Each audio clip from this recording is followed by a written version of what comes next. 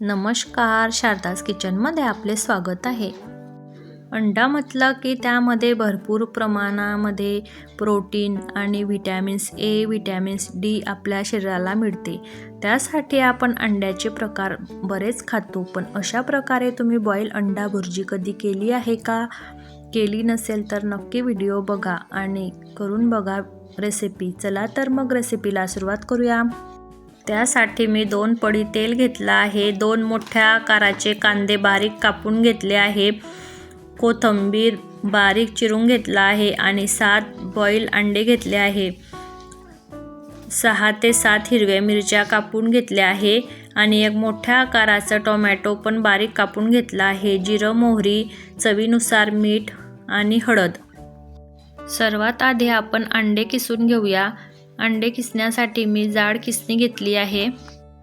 अंडे बॉईल झाले की थंड करून घ्यायचे, मग किसायचे, म्हणजे व्यवस्थित असे किसले जातात आणि हाताला चटके पण बसत नाही, म्हणून थंड करूनच किसायचे। हे अंडे देशी आहे म्हणून छोटे आहे, मोठे अंडे हायब्रिड असतात आणि जे हायब्रिड अंडे असतात ते लवकर त्यांचे टरफलं निघतात आणि देशी अंड्यांना थोडा वेळ लागतो बॉईल व्हायला, पण चवीला अप्रतिम लागतात देशी अंडे, म्हणून देशी अंड्याचीच भुर्जी करायची। देशी अंड्याचा आणि हायब्रिड अंड्याचा फरक जाणून घ्यायचा असेल तर जे आकाराने छोटं असते आणि त्याच्यातला बल्ब अगदी हळदीच्या रंगाचा असतो ते अंडे म्हणजे देशी असतात आणि हायब्रिड अंड आकाराने मोठं असते आणि त्याचा बल्ब अगदी पांढरट असा असतो म्हणजे ते हायब्रिड आहे। अशा प्रकारे आपण अंडे ओळखतो। मी पॅन तापायला ठेवला होता, पॅन तापला आहे, त्यामध्ये तेल टाकून घेतलं आहे।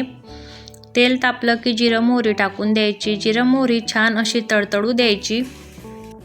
जिरं मोहरी तडतडली की त्यामध्ये मिरच्या टाकून घेऊया।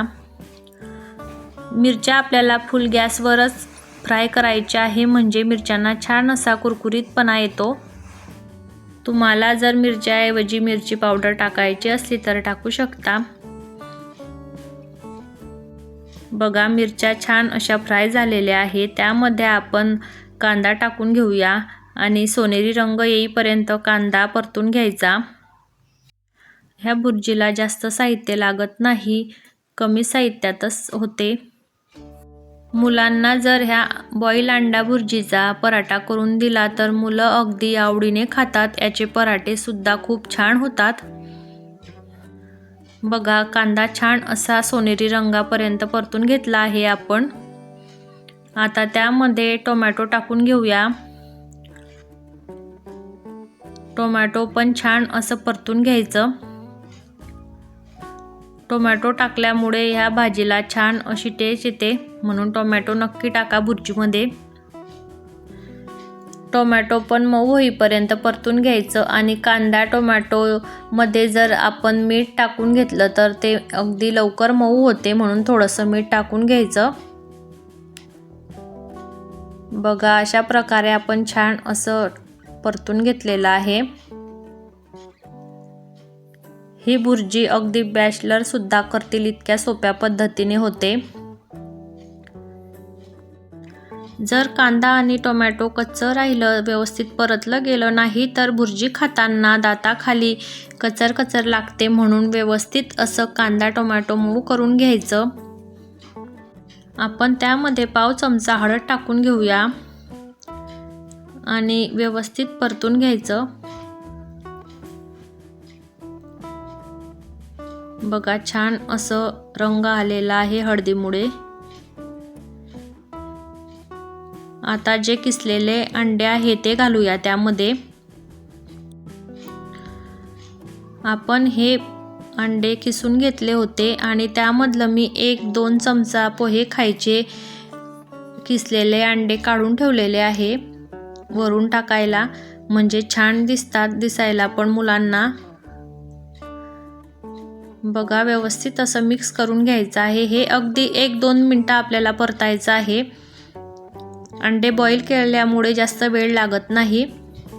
हे भुर्जी करताना तेल जास्त टाकायचं नाही, जर आपण तेल जास्त टाकलं तर ती तेलकट होते, व्यवस्थित लागत नाही खायला।